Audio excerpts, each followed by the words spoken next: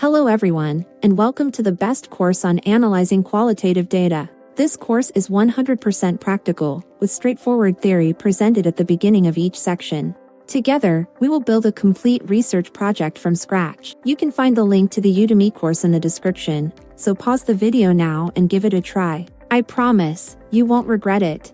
Throughout this course, you will learn different ways to analyze qualitative data, whether it be nominal or ordinal. We will explore how to study the relationships between two or more variables and their categories. Additionally, we will cover dimension reduction techniques to reduce the number of categories of the variables. Finally, I will guide you on how to make your final university project, specifically a bachelor degree thesis. Moreover, we will learn practical skills such as using Microsoft Excel for data cleaning and Power BI for data visualization, which is optional. You will also understand how to create a classification algorithm and learn how logistic regression works. These skills will be invaluable in your academic and professional journey. The good news is, no prior knowledge is necessary to follow along with this course. Whether you are new to data analysis or have some experience, this course is designed to accommodate all levels of learners. There are a few prerequisites you will need: a computer or laptop, IBM SPSS, Microsoft Excel, and optionally, Power BI. I will show you how to get Power BI and use it for free.